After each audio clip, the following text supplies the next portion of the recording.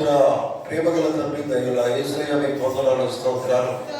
ఈ కాల సమయంలో మీరు మాకు ఇచ్చిన ఈ తరుణం ప్రభువా మీకు స్తోత్రాలు. మీ సన్నిధిలో ఈ రీతి మేము చేసిన మీరు మాకు ఇచ్చిన భాగ్యం నాయన. ఎందుకంటే లోకంలో ప్రభువా మేము లేవు నాయన, మేము దేవుని సన్నిధిలో ఉన్నాం. లోకం నుంచి బయటకు పిలువబడిన వారమై ఉన్నాం. దేవుని ప్రజలమై ఉన్నాం. దేవుని వధువై ఉన్నాం. కనుక వధువు మేము ఎప్పటికీ మేము శుద్ధిస్తూనే ఉంటుంది, ఆరాధిస్తూనే ఉంటుంది, ఆత్మతో ఆరాధిస్తూ ఉంటుంది. ప్రభా కాబట్టి సమయం ఆక్షినందుకు స్తోత్రాలు అయ్యా. ఈ సమయంలో తండ్రి మీకు వాక్యం ప్రభావం మేము సమర్పిస్తూ ఉండగా తండ్రి మా హృదయంతో కూడా మీకు సమర్పించుకుంటూ యేసుక్రీస్తునామములో కూర్చో ఉన్నాం. ఆమేన్. హల్లెలూయా. దేవునికి స్తోత్రం. పరిశుద్ధ గ్రంథంలో నుండి దేవుని వాక్యం చదువుకుందాం. యెషయా గ్రంథము 38వ అధ్యాయం నుంచి దేవుని వాక్యం చదువుకుందాం. పరిశుద్ధ గ్రంథంలో నుండి యెషయా గ్రంథము 38వ అధ్యాయము 1 నుండి 10 వచనాలు.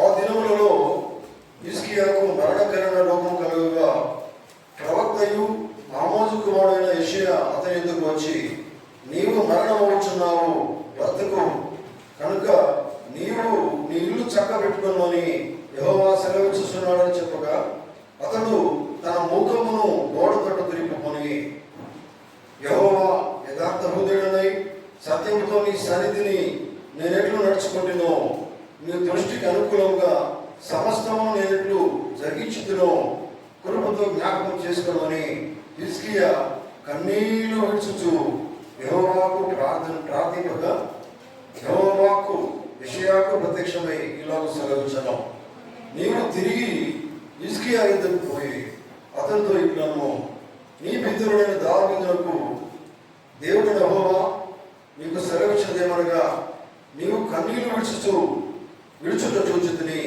నీ ప్రార్థన నేను అంగీకరించి ఉన్నాను, ఇంకా 15 సంవత్సరములు ఆయుష్ నీకు ఇచ్చేదను.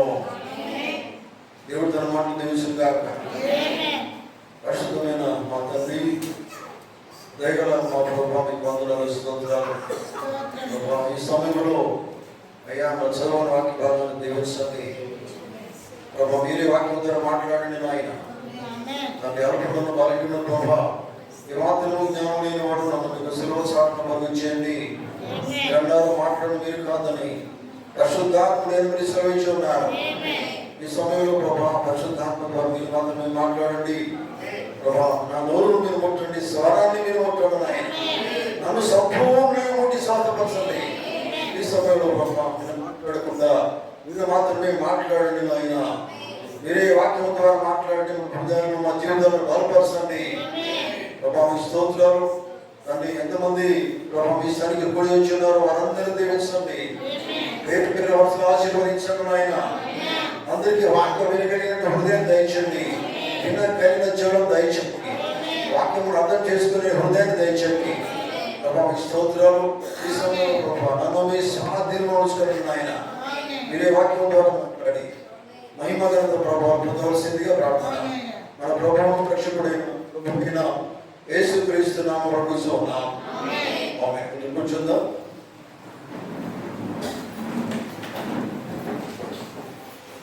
ప్రేక్షకులతో నేను దేవుని పెట్టలేదా మరి ప్రభువైన యేసుక్రీస్తు నామములో ఈ ఉదయకాల శుభములు గాక. దేవుని అందరూ కూడా దీవించను గాక. ఆమేన్. హల్లెలూయా. దేవుడు మనకు మంచి సమయం ఇచ్చాడు. అంటే దేవుని సన్నిధికి రావడం, దేవుని స్థితిని ఆరాధించడము, దేవుని వాక్యం వినడం, వాక్యం అర్థం చేసుకోవడం దేవునికి చాలా ఇష్టమైనది. దేవుని వాక్యం విని విడిచిపెట్టేవారు దేవునికి ఇష్టం లేదు. హల్లెలూయా. వాక్యం మీద వింటారో, గ్రహిస్తారో, అర్థం చేసుకుంటారో, జీవిస్తారో అటువంటి వారంటే దేవునికి చాలా ఇష్టము. వారి దేవుని ప్రజలే ఉన్నారు. హల్లెలూయా. దేవునికి స్తోత్రం కలుగును గాక. ప్రియమైనటువంటి దేవుని బిడ్డలారా, ఈ సమయంలో మనం యెషయా గ్రంథము 38వ అధ్యాయము 1 నుండి 10 వచనాలు చదువుకున్నాం. మరి జాగ్రత్తగా దేవుని మనం విందాం. ఆమేన్. చూడండి,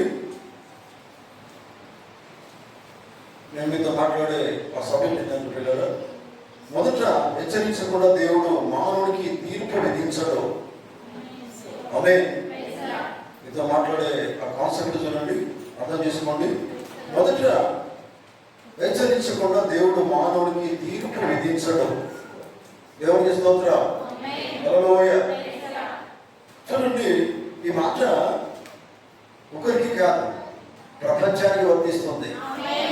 దేవుని వాక్యము ఒకరి కోసం కాదు కానీ ప్రపంచం అంతటికి వర్తిస్తుంది. ఎందుకంటే ప్రపంచం అంతటిలో కూడా ప్రజలు, ప్రతి మనిషికి కూడా దేవుని వాక్యం అవసరము. ఆమేన్. దేవుడు అందరికీ దేవుడై ఉన్నాడు. నిజమేనా?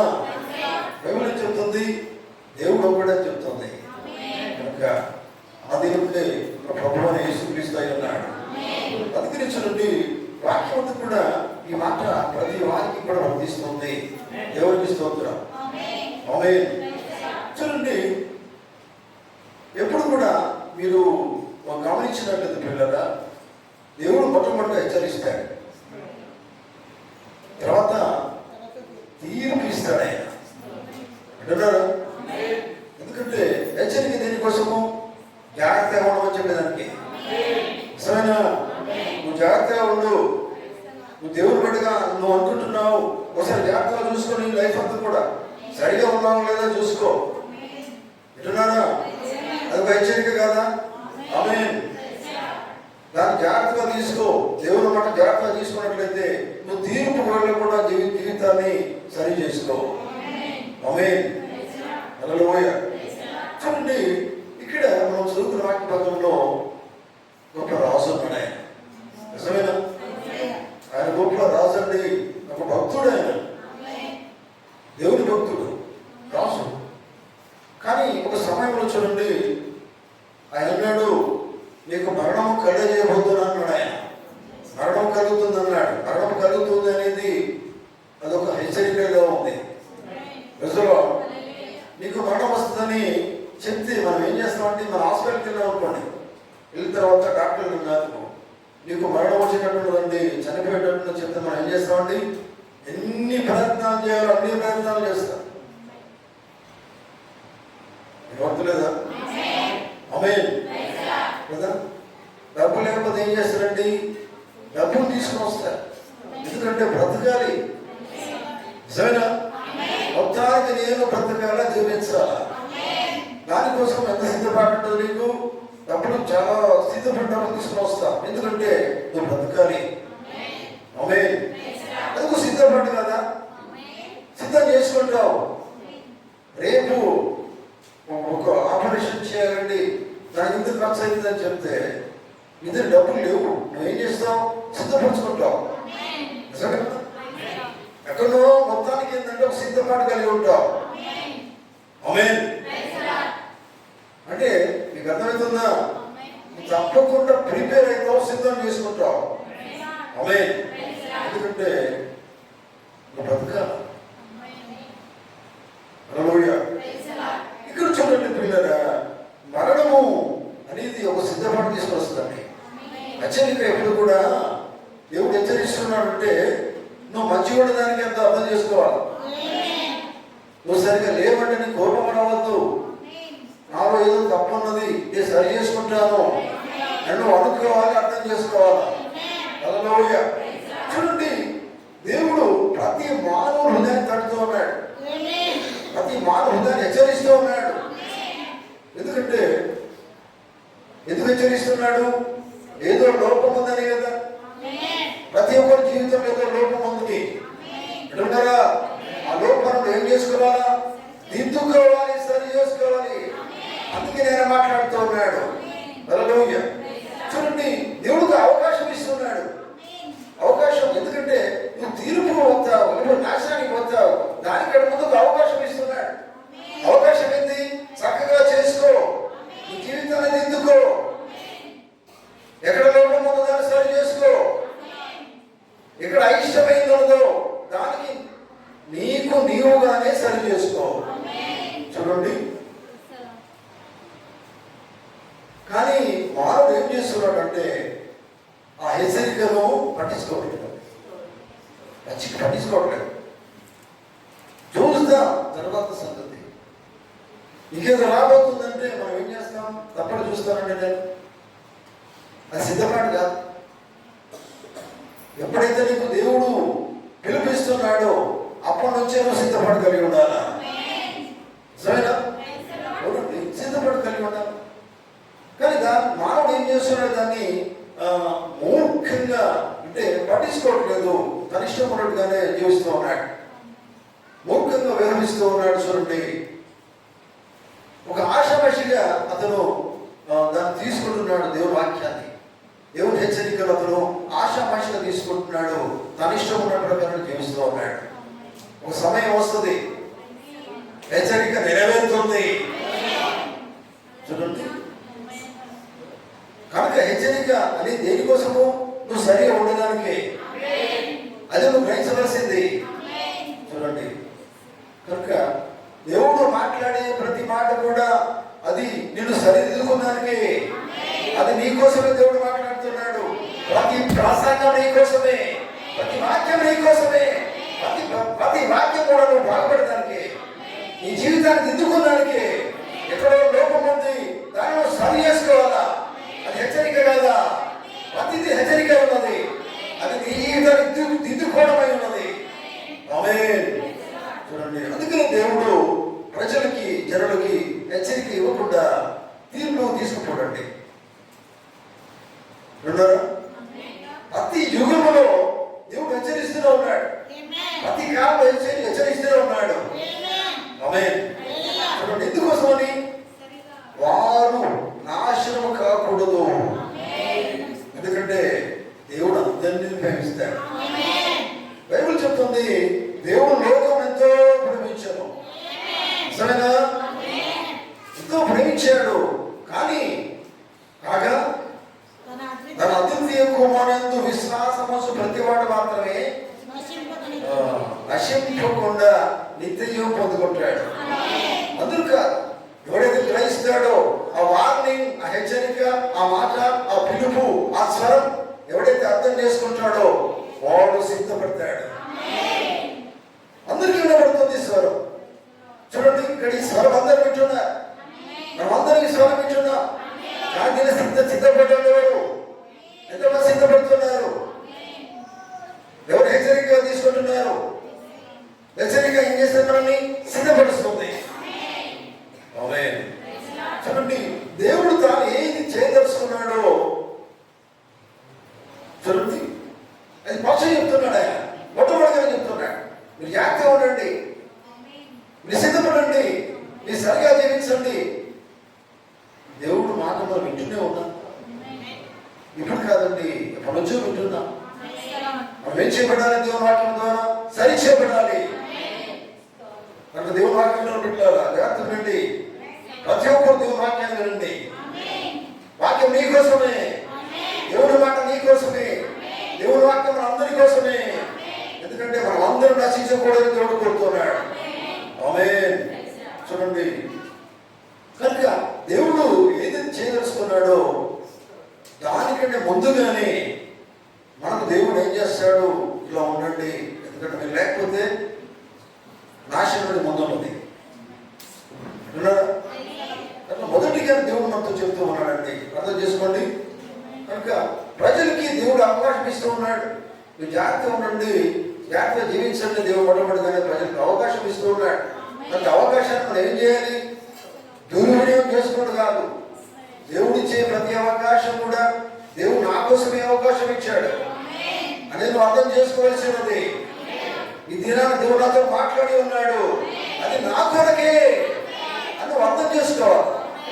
ఎప్పుడైతే నా కోసం అని అనుకుంటావో, ఎవరైతే నా కోసమే అనుకుంటారో వారు మాత్రమే ఆ వాక్యం ద్వారా సరి చేసుకుంటారు. మిమ్మల్ని అందరూ కాదండి, వాక్యం నా కోసం అనుకున్నవాడు మాత్రమే వాక్యానికి లోబడతాడు.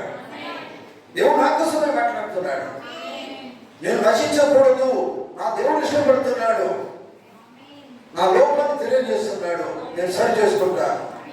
ఆమేన్. చూడండి, దేవుడు చూడండి మంచిని చెడుని రెండు మనం మొదలు పెట్టాడండి. అయితే మనం ఏం చేయాలి? ఏది మంచిదే ఉన్నదో అది మాత్రమే మనం కోరుకోవాలి. ఆమేన్. చెడు రెండు ఉన్నాయి.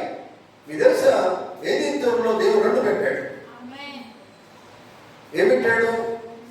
జీవవృక్షం మంచి చెట్లు పెట్టాడు, మంచి చెట్లు వృక్షం పెట్టాడు. ఆయన ఏమన్నాడు? ఎన్నుకోవలసింది మీరే అన్నాడు ఆయన. చూడండి, ఇది అవకాశం కదా, అది అవకాశమే. ఎన్నుకోవాల్సింది నీవే. ఏదైతే నువ్వు ఎన్నుకుంటావో దానిని బట్టి నువ్వు జీవిస్తావు. చూడండి, కనుక మంచి చెడులను ఎన్నుకున్నటువంటి బాధ్యత దేవుడు నీకే ఇచ్చాడు. ఎన్నుకోవడం నీ మీదనే ఆధారపడి ఉంటుంది. నిజమేనా? ఎటున్నారా? అవునండి, రెండు నీ ముందున్నాయి. లోకం అందంగా కనబడుతుంది, దేవుడు వాటికి కష్టంగా కనబడుతుంది. ఈ రెండు ఎన్నుకోవాల్సింది ఎవరు? నీవే ఎన్నుకోవాల్సింది. దేవుని వాక్యము ప్రకారంగా జీవించడం నాకు చాలా కష్టంగా ఉంది. లోక ప్రకారం జీవించడం చాలా హాయిగా జీవించవచ్చు. రెండు నిమ్మతులు ఉన్నాయి.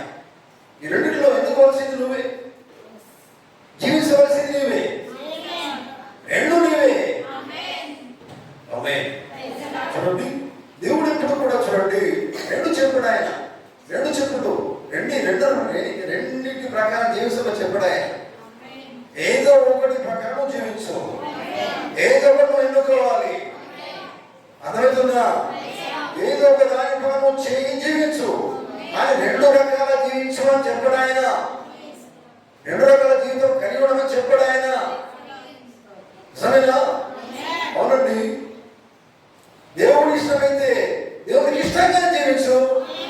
నీ కష్టం అనిపిస్తే లోకం ప్రకారం జీవించు. ఈ రెండు నీ దగ్గర ఉన్నాయి. ఆమేన్. చూడండి, దేవుడు ఎప్పుడు కూడా తన స్వభావాన్ని మార్చుకోడు. సరేనా? ఎప్పటికీ మారని దేవుడు ఆయన. తన స్వభావం మారదండి. కానీ మనకి నిజంగా దేవుడి స్వభావం కనుక మనం పొందుకున్నట్లయితే దేవుని మాట ఖచ్చితంగా నెరవేరుస్తాం. చూడండి, కనుక దేవుడు బిడ్డలారా గమనించండి, దేవుడు మరి మానవుని సృజించి మంచి చెట్లు తెలుగు వృక్షము, తర్వాత జీవవృక్ష ఫలము ఇచ్చే చెట్లు రెండు ఆయన పెట్టినప్పుడు దేవుడు ఏమనుకున్నాడో తెలుసా? చూడండి, మానవుడు దేన్ని అంగీకరిస్తాడో అని చూడాలని కోరింటాడు, ఇష్టపడ్డాడు. ఏది కోరుకుంటాడో చూద్దాం అనుకున్నాడు దేవుడు. అంటున్నారా? ఆనాడు దేవుడు ఆ రీతిగా చేస్తున్నాడు, ఈనాడు అది చేస్తున్నాడు దేవుడు. ఎందుకంటే ఆనాడు ఉన్న దేవుడు ఈనాడు ఉన్నాడు. సరేనా?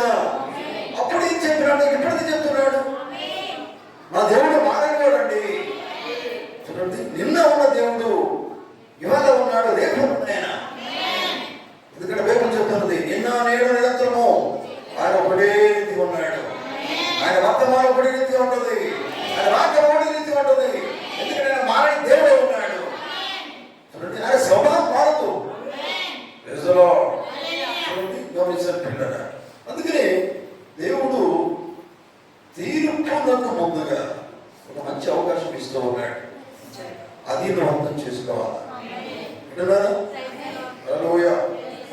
చూడండి, అయితే హెచ్చరించడం అనేది దేవుడి యొక్క స్వభావమే ఉన్నది. అంటున్నారా? హెచ్చరించడం. ఎందుకంటే నువ్వు ఏది చేస్తే, ఏది పడితే చేస్తే బాగానే ఉన్నామని చెప్పడం ఆయన, అది ఆయన స్వభావం కాదు. ఏది సరైందో సరి అయిందని చెప్పే స్వభావం దేవుడి. ఏది తప్పైనదో అది తప్పు అనే స్వభావం అయింది. మీకు తెలుసా, మన గురించి తప్పును తప్పనే చెప్పాలా? ఆమె చెప్తారా? ఆమె చెప్తారా? తెల్లని తెల్లదని చెప్పండి, నల్లది నల్లదని చెప్పండి, తప్పు తప్పని చెప్పండి, సరైనది సరైనదని చెప్పండి. తప్పు తప్పు తప్పు సరైనది ఎట్లయితుంది? సత్యము సత్యమే, వాక్యము వాక్యమే, అబద్ధం అబద్ధమే, అబద్ధం నిజం కాదు, నిజం అబద్ధం కాదు. సరేనా? ఆమేన్. చూడండి, గమనించండి పిల్లలు. కనుక దేవుడు హెచ్చరికను మనం ఎట్లా తీసుకోవాలంటే జాగ్రత్తగా తీసుకోవాలి. మీకు తెలుసా, మనము ఇంటికి ముందు ఒక వర్తమానం విన్నాం. ఏంటిది? దివిటీలలో నూనె సిద్ధపరచుకోవడానే వర్తమానం ఉన్నా నిజమేనా? అందులో వృద్ధి కలిపిన చేశారు అంటే రెడీగా పెట్టుకున్నారా లేదా?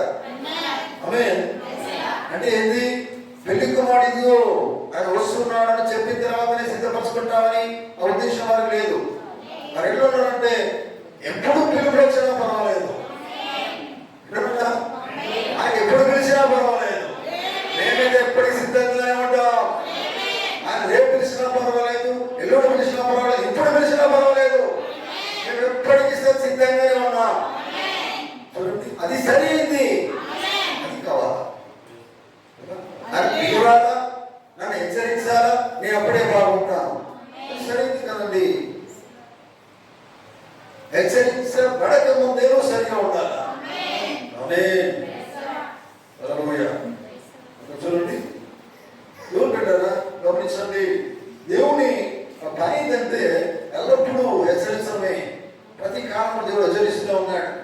అందుకని కాలాలు పెట్టాడు, వర్తమానకులను పెట్టాడు. హల్లెలూయా, నమ్ముతున్నాను. హల్లెలూయా. దేవుడు కాలాలు ఉన్నాయి, వర్తమానకులు ఉన్నారు, వర్తమానం ఉంది. ఏ కాలం వర్తమానం ఆ కాలానికే సంబంధించింది. ఆ కాల వర్తమానం ఈ కాలంలో వద్దు, అది ఆ కాలంలోనే పంపబడింది. ఆ కాలంలో వర్తమానకులు పంపబడింది. ఆమేన్. ఈ కాలంలో వర్తమానం ఉన్నది, ఈ కాలంలో వర్తమానకుడు ఉన్నాడు. ఈ కాలానికి సంబంధించిన వర్తమానం దేవుడు మాట్లాడుతూ ఉన్నాడు. ఆమేన్. చూడండి,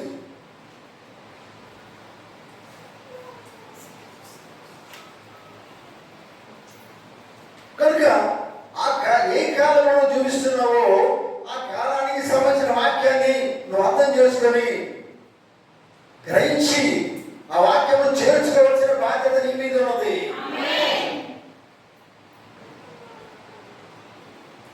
ఎందుకంటే ఆ హెచ్చరికను ఆ వర్తమానము పిల్లల మీద హెచ్చరిక ఉన్నది. దాన్ని ఏం చేయాలి? పాటించాలి, లేకపోతే నువ్వు అర్థం చేసుకోవాలి, అది నువ్వు ఏం చేయాలా? తీసుకోవాలి. ఆమేన్. హల్లెలూయా. ఎందుకంటే ఒకవేళ నువ్వు తీసుకోగలిగితే దానికి బాధ్యులు నీవే. వింటున్నారా? వర్తమానం వచ్చినప్పుడు దాన్ని తీసుకోవాల్సింది నీవు, జీవించవలసింది నీవు. అంటే అర్థమైంది, నువ్వు ఒక బాధ్యత కలిగి ఉన్నావు. ఆమేన్. ఆమేన్. బాధ్యత కలిగి ఉన్నావు. ఎవరికి స్తోత్రం. బాధ్యత ఉంటే చక్కగా పనిచేయగలుగుతావు. వింటున్నారా? బాధ్యత లేకపోతే ఏ పని చక్కగా ఉండదు. వినవట్లేదా నీకు? ఆమేన్. నీకు కనుక బాధ్యత లేకపోతే ఏ పని సరిగా చేయలేవు. అర్థమేనా? నీకు బాధ్యత ఉండాలి, బాధ్యతలు చక్కగా పని చేస్తాం. ఆమేన్. చూడండి, గమనించండి.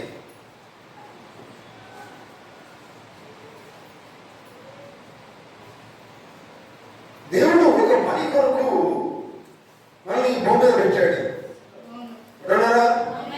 దేవుడు ఒక పని కొరకు మనందరినీ భూమి మీద పెట్టాడు. నన్ను నిన్ను ఒక్కొక్కరినందరినీ కూడా. వినబడుతుందా? చేతులు ఎత్తాడు. హల్లెలూయా.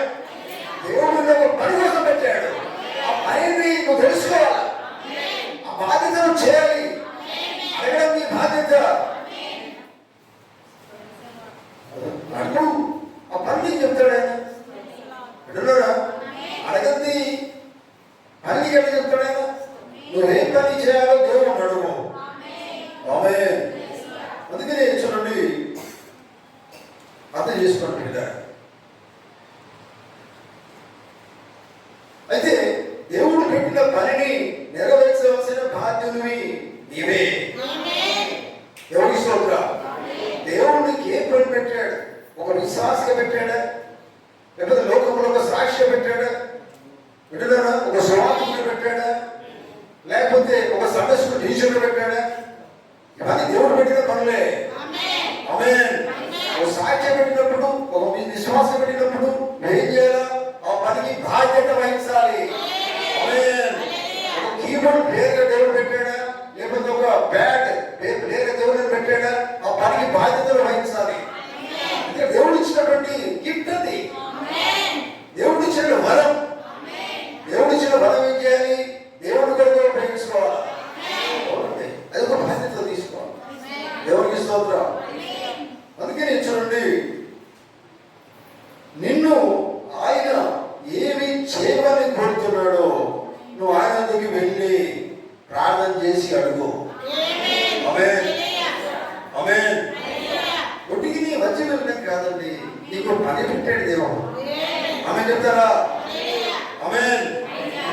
పని ఉన్నది.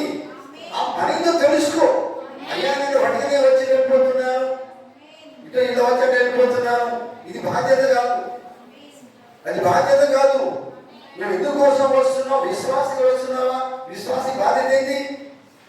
విశ్వాసి బాధ్యత ఏంటి? ఏం వింటున్నాడు దాని కొరకు జీవించాలి. జీవిస్తూ అనేక మందిని నడిపించాలి, సాక్షిగా జీవించాలి. విశ్వాసి బాధ్యత కాదా? విశ్వాసం ఏం చేయాలా?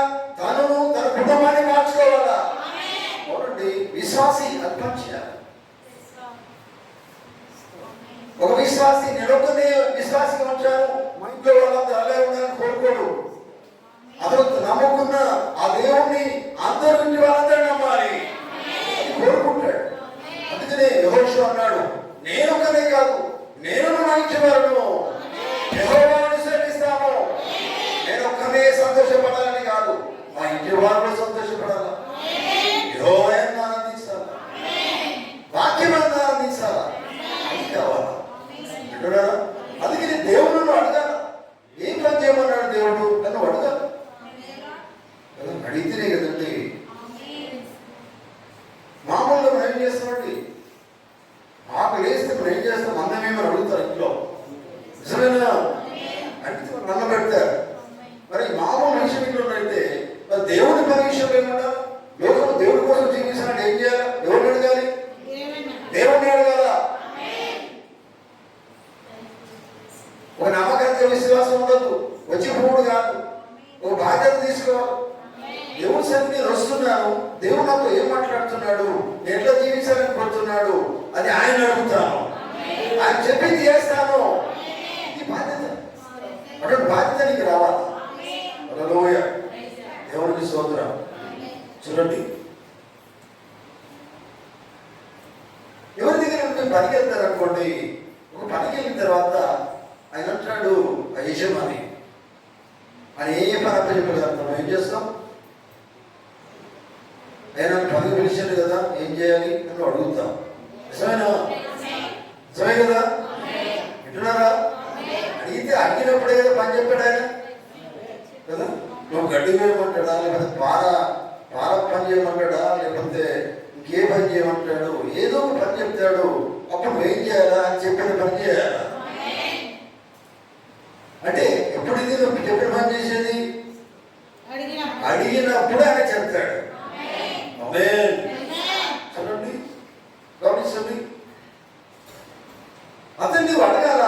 అడిగిన తర్వాత నువ్వేమి చేయాలో ఆయన తెలుసు. ఏ పని చేయగలుగుతావో ఆ పని దేవుడికి ఇస్తాడు, ఆ యజమానికి ఇస్తాడు. ఇట్లా చూడండి, ఒకప్పుడు దేవుడు అడిగాడు, అయ్యా నేను నామకార్థంగా ఉండాలని వాడు అడిగితే నామకార్థంగా ఉంటాను. అయ్యా నేను విశ్వాసంగా ఉంటాను ప్రభు ఉండమంటారా అంటే విశ్వాసం అంటే ఏంటో ఆయన బోధిస్తాడు. అర్థమవుతుందా? అయ్యా నేను సాక్షిగా ఉంటాను, ఓ గృహిణిగా ఉంటే గృహిణిగా ఇంట్లోనే ఉండు, గృహిణి కూడా మంచి విశ్వాసంగా ఉంది. అర్థమవుతుందా? ఇంట్లో పనిచేసే వాళ్ళు కూడా వారు దేవుడికి సాక్షిగానే ఉంటారు. మీ ఇళ్ళ పని చేస్తున్నానండి, ఆ పని ఇంటి కోసం కావచ్చు, కానీ అక్కడ కూడా దేవుడి పని ఉంది. అదేంటిది? సాక్ష్యం అనే జీవితము. హల్లెలూయా, దేవుడికి స్తోత్రం. అర్థమవుతుందా? చూడండి,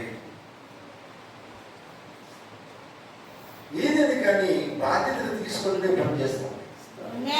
ఏ పనైనా కానీ కదా. చూడండి, చూడారా? మన బాధ్యత లేని పని జరగదండి. చెప్పుడు కాదు, నేను బాధ్యత కలిగి ఉన్నానంటే ఏది నీ పని ఏది? మరి ఒక పని దగ్గర పని చేస్తున్నాం, అయ్యా నేను పని చేసినట్టు చూపెట్టమని అంటాడు. ఏం చెప్తాం? ఏం చెప్తాం? పని చేసిన అంటే ఏది పని ఏది? మరి పని ఏది?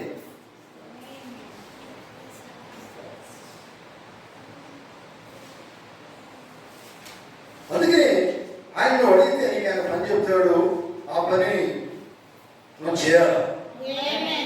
అప్పుడు అతడు ఏ పని నీకు అప్పచెప్పాడో ఆ పనిని నువ్వు బాధ్యత కలిగి చేయాలి.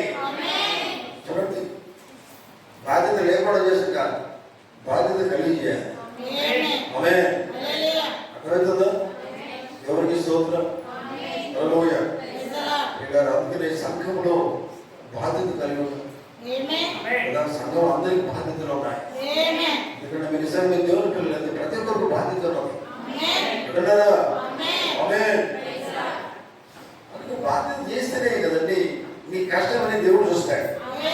ప్రతిఫలం దేవుడు ఇస్తాడు. అన్ని దేవుడే ఇస్తాడు. అని దేవుడు చూసుకుంటాడు.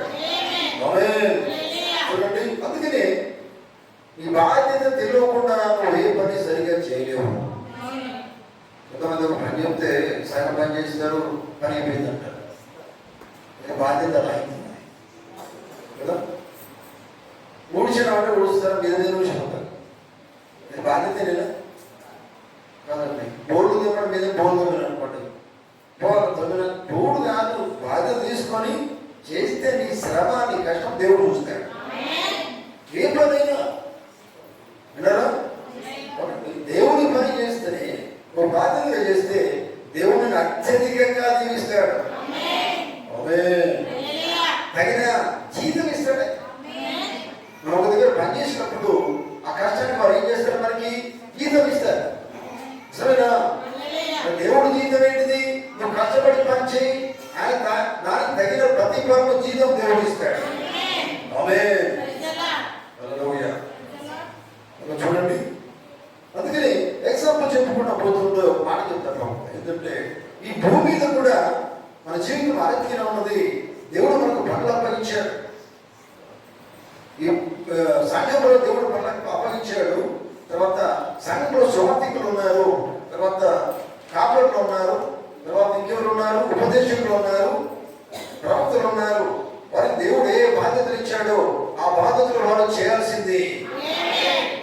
అట్లాగే సంఘంలో సంఘ పెద్దలు ఉన్నారు, విశ్వాసులు ఉన్నారు.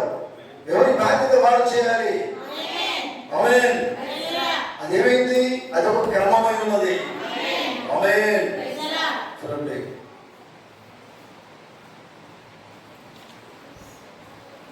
దేవుడు నీకు ఏ పని దేవుడు అడగమన్నాడు కదా. అడిగినప్పుడు దేవుడు నీకు ఏ పని అప్పచెప్పాడో ఆ పని ఎంత చేయాలట? దేవుడు నీకు ఏ పని చేయమన్నాడో దాన్ని నీవు శ్రద్ధగా చేయాలి. శ్రద్ధగా చేయాలి, భయం చేయాలి, భక్తి చేయాలి. సాధ్యమైనంత వరకు కాదు, సాధ్యము చేసేది చేయాలి. చూడండి, గమనించండి.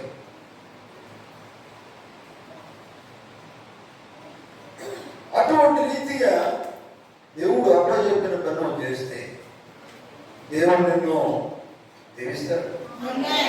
లోకం దీవించకపోవచ్చు, నన్ను దేవుడు దీవిస్తాడు.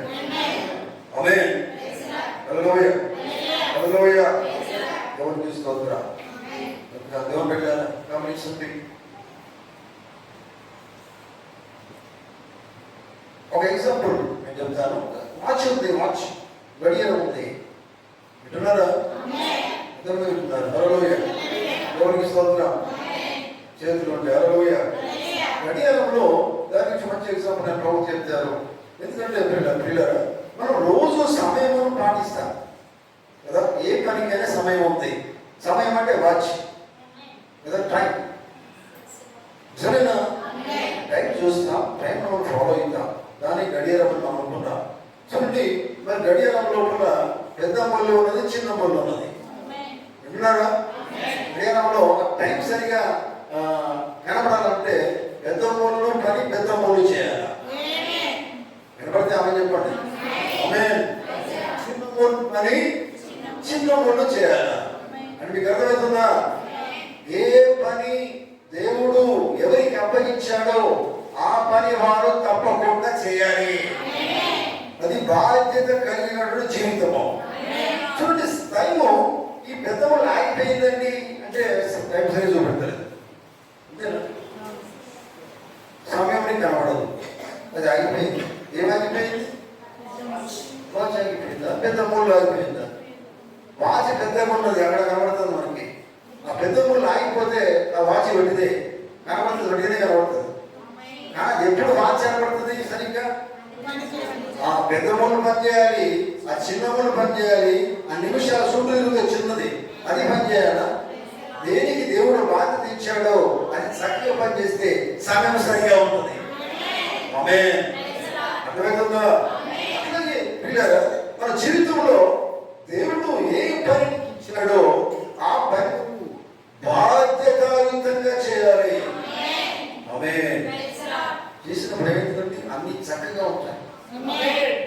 సంఘంలో ఒక క్రమంగా అన్ని జరిగితే అది క్రమమైన సంఘంగా పిలువబడుతుంది. ఆరాధన క్రమం పెట్టుకుంటాం.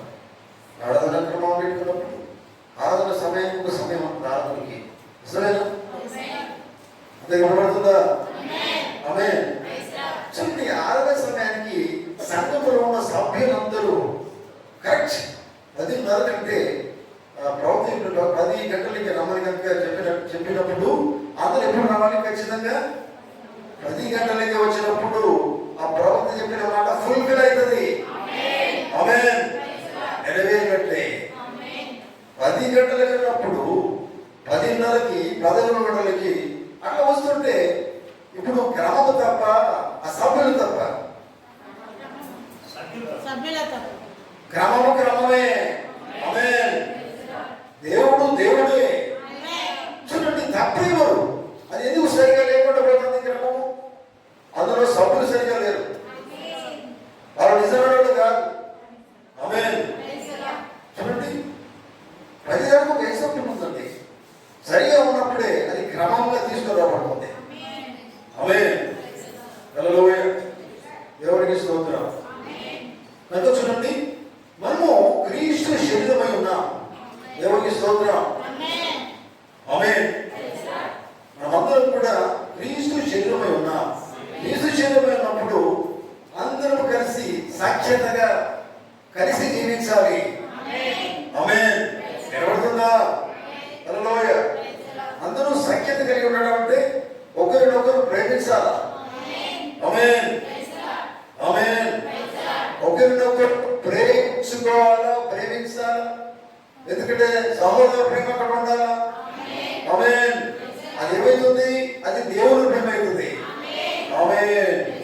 ఎందుకంటే సంఘంలో ఒక క్రమం కనపడాలి. దేవునికి స్తోత్రం. చూడండి, ఎందుకంటే క్రీస్తు శరీరం అంటే ఆ సంఘానికి క్రీస్తే అధిపతిగా ఉన్నాడు. ఆమేన్. కనుక క్రీస్తు అధిపతిగా శిరస్సుగా ఉన్నప్పుడు ఆ సంఘం నిజంగా క్రమము కలిగిన సంఘంగా ఉంటుంది. ఆమేన్. హల్లెలూయా. ఇక్కడ మీకు అర్థం చేసుకున్నారా? ఇక్కడ ఏముందంటే సంఘంలో దేవుడు ఒక బాధ్యత తీసుకున్నాడు. ఆమేన్. ఆ బాధ్యత ఏంటిది? శరీరము ఏం చేయాలి? శిరస్సు చెప్పింది చేయాలి. శిరస్సు చెప్పింది చేయడమే బాధ్యత ఉన్నది. ఆమేన్. అర్థమవుతుందా? చూడండి, సంఘం అనేది శిరస్సు నిలబడి ఉండాలి. శిరస్సు క్రీస్తు అయి ఉన్నాడు. శిరస్సు వాక్యమై ఉన్నది. శిరస్సు దేవుడై ఉన్నాడు. సంఘమైన శరీరమై ఉన్నది. అంటే బాధ్యతగా సంఘం పనిచేయాలి. సంఘంలో ప్రతి సభ్యుడు బాధ్యతగా పనిచేయాలి. ఆమేన్. అర్థమవుతుందా?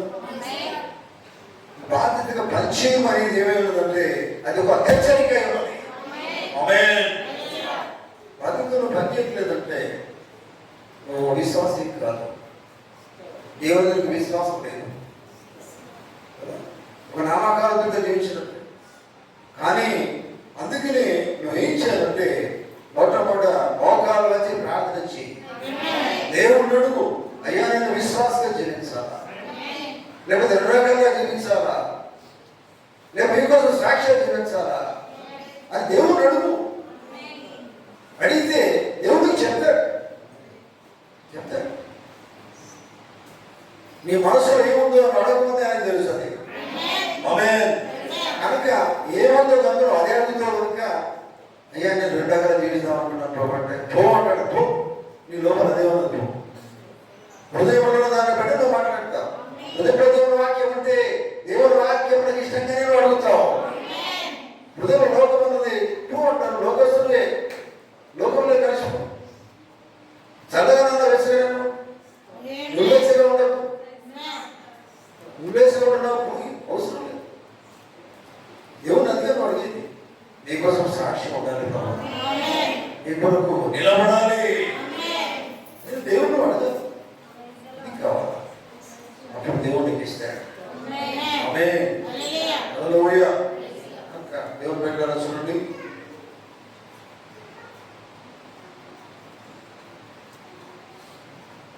గడియల గురించి మనం విన్నాం పిల్లరా. నువ్వు చిన్న స్ప్రింగ్గా ఉన్నా కానీ, చిన్న స్ప్రింగ్గా ఉన్నా కానీ, మరి ఇప్పుడు వాచ్ నడవాలంటే చాలా స్ప్రింగ్ లోపల ఉంటాయి, నిజమేనా? స్ప్రింగ్స్ చాలా ఉంటాయి. నువ్వు చిన్న స్ప్రింగ్ అది పని చేయకపోయినా వాచ్ ఆగిపోతుంది, నిజమేనా? ఏదో చిన్న స్ప్రింగ్ అయినా పర్వాలేదు, పెద్ద స్ప్రింగ్ అయినా పర్వాలేదు, కానీ ఏ పని నీకు దేవుడు ఇచ్చాడో, నీకు ఏ పని అయితే చెప్పబడిందో ఆ పని చక్కగా చెయ్యి, బాధ్యతగా చెయ్యి, అప్పుడు అన్ని చక్కగా ఉంటుంది. ఆమేన్. హల్లెలూయా. అందుకని నువ్వు చిన్నవాడివైనా పెద్దవాడివైనా, నీకు విద్య లేకపోయినా, చదువు లేకపోయినా, ఉద్యోగం లేకపోయినా, ఏమి లేకపోయినా, దేవుడికి ఏది బాధ్యత ఇచ్చాడో ఆ బాధ్యతను నువ్వు నిర్వహించు. ఆమేన్. నీ కర్మను చక్కగా చెయ్యి. హల్లెలూయా. హల్లెలూయా. నీ పని నువ్వు శాయశక్తుల శ్రేష్టమైనదిగా చెయ్యి. అప్పుడు శ్రేష్టమైనది, గొప్పది, మంచిది అని నువ్వు చేసినప్పుడు ఏమవుతుందంటే, దేవుడు అప్పచెప్పిన పని నువ్వు చేసినప్పుడు దేవుడు హ్యాపీ, దేవుడు సంతోషపడతాడు. హల్లెలూయా. హల్లెలూయా. అంతేగాని నేను ఊరికి చర్చికి పోయి వస్తాను, మందిరానికి పోయి వస్తాను, వారం 2 వారాలు ఈ వారం పోయి వస్తాను, కలిసి వస్తాను, ఇటువంటి చేయకు. అది బాధ్యత రహితమైన పని. అది ఓ బాధ్యత తీసుకో. ఆమేన్. నువ్వు దేవుడు బిడ్డగా ఉండాలంటే ఏం చేయాలా? ఒక బాధ్యతగా నువ్వు జీవించాలా. ఈ బాధ్యతగా దేవుడు అడుగు, ఈ పనిని ఆయన అడుగు, ఆయన పనికి చెప్తాడు. ఆ పనులు చక్కగా చేయి. హల్లెలూయా. హల్లెలూయా. ఈ సమయంలో ప్రియులారా, మధ్యాహ్న సమయంలో గమనిస్తుంది, దేవుడు ఇక్కడ బాధ్యత గురించి మాట్లాడుతున్నాను. హల్లెలూయా. ఎందుకంటే ఇప్పుడు దేవుడు వాక్యం ప్రకారం జీవించాలంటే బాధ్యత కావాలి, నిజమేనా? అయ్యా నేను విన్నాను ఈరోజు వాక్యం చాలా బాగుందండి, మా పాస్టర్ గారు చెప్పారు, చాలా బాగుంది, మాకు చాలా సంతోషం. నువ్వు విన్న ఎవరికైనా వాక్యంగానే ఉంటుంది, వాక్యం ఎప్పుడు బాగానే ఉంటుంది. నువ్వు నడవాలి కదా, నువ్వు జీవించాలి కదా, అదే కదా దేవుడు కోరేది. నువ్వు విన్నావేకపోయినా ఇప్పుడు వాక్యం బాగానే ఉంటుంది, దేవుడు బాగానే ఉంటాడు, దేవుడు మంచివాడే. కానీ విన్న వాక్యం నీ జీవితంలో నెరవేరాలి. ఎప్పుడు నెరవేరుతుంది? బాధ్యతగా తీసుకొని నెరవేరుతుంది. అవునండి. నేను చేయాలి, నేను నెరవేర్చాలి, బాధ్యత తీసుకుంటాను అని కనుక ఆ పట్టుదల నీకు ఉంటే ఆ బాధ్యతను నెరవేర్చుకుంటా. సరేనా? ఏం పెట్టలేడా? మధ్యాహ్నం గమనిస్తుంది,